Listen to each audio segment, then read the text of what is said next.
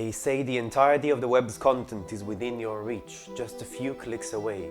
But you know better. You've been scouring the YouTube hedge maze for hours, all the while carefully avoiding the dark chasms of cat videos, and finally reached the undertube. A corridor of forgotten videos stretches ahead. The walls are covered with ancient vines. The hallway you're in seems endless. But you spot a faint glimmer in the distance, your quarry, perhaps. You keep pressing on, skipping aisles of moldy, removed content, as the glimmer slowly turns into a glow. You've found it. The video you were looking for, the light from the play button is almost blinding. This is everything you've ever wanted, and now you're finally here. What do you do?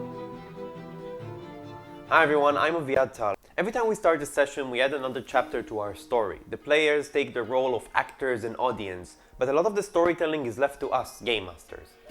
Storytelling is an art of its own, and there's a lot to say about it. Ask any bard and they'll tell you. One of the skills that the storyteller has is the ability to set the scene. In the case of tabletop RPGs, we set the stage for our player characters.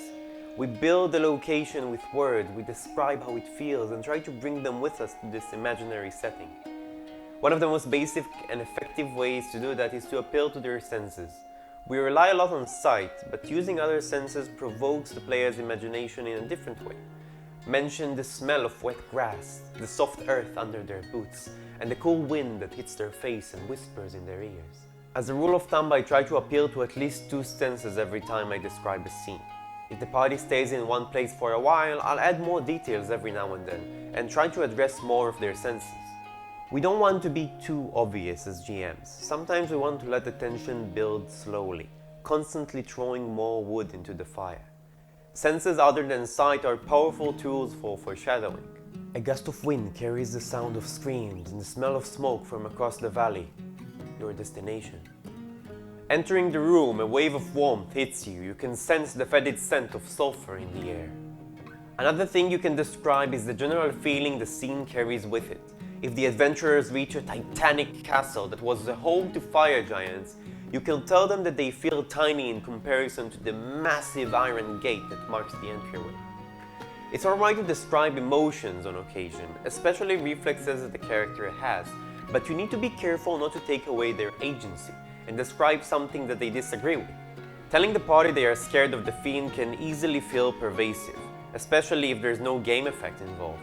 Instead, you could say, the presence of this house-sized, fire-breathing Balrog would make even the toughest of soldiers flee in terror. That way you give them the choice. Are they tougher than an experienced soldier? Maybe. Who knows? Probably the player.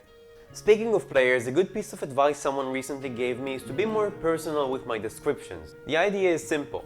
Start every part of your description addressing a specific character, and give them their own point of view. The goal here is to link the player to the scene by involving an emotion, a memory, or a field of expertise of their character. So instead of saying, hovering above the streets, you see a black-robed mind flayer. His tentacle twists and curls as his gaze meets yours. It will be Dinral. Looking up, you see the creatures your masters warned you about, the enemy of your monastery and enslaver of the Gith. Hovering above the streets, you see a black-robed mind flayer. His tentacles twist and curl as his gaze meets yours. The fact that this description is allegedly aimed at one character is good, because the rest of the players will listen carefully, waiting to perhaps receive their own description from a different angle. Zook, your eyes are drawn to the skull-tipped staff that this mind flayer holds. The glowing glyphs on its surface indicate necrotic energies contained within. Make it personal, focus on the knowledge gaps between characters. If your party doesn't have a mage, it would make sense to skip the magic-related descriptions altogether. You can also use dedicated descriptions to point out perceptive characters by going more in depth with the details or marking out information that's really hard to notice. The same goes for insightful characters that are good at reading other people, or races that tend to rely more on senses other than sight. Bear in mind that you don't have to involve all of the party in every description. If there's nothing personal to describe to a character, it's perfectly fine that the player will only hear what's described to the rest. Another way to improve descriptions is controlling the way you speak, because some situations call for a different storytelling voice and pace. During combat, we want to be quick, loud, and energetic.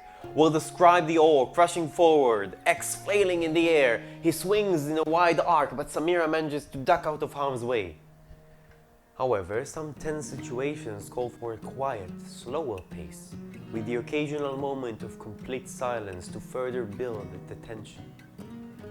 When thinking about the subjects of our descriptions, we should consider the order in which we describe things.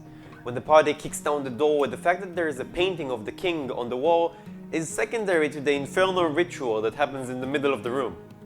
So we want to make sure we cover the main subject first and keep building everything around it. Other than that, the order doesn't matter that much. What does matter is the amount of descriptions you go through. There's a certain level of detail that you don't want to cross, because if you do, you will lose the attention of your players. You don't have to give them all the information at first glance. If it's important, they will probably have time to investigate it later. But for the time being, you want to set the stage for them and put things into motion. So you don't want to blubber on for too long. I've created a cheat sheet you can print and put on your GM screen to help you describe a scene. You'll find it in the description. That's it everyone, hope you had fun and found some of those tips useful. Give me a cool scene description in the comments. My name is Viatal. You can go and check out some other videos of GMing tips in this channel. If you like this video and want to see more of me in the future, subscribe. You can also click on the little bell icon to get notified whenever a new video comes out. Until next time, see you beyond the screen.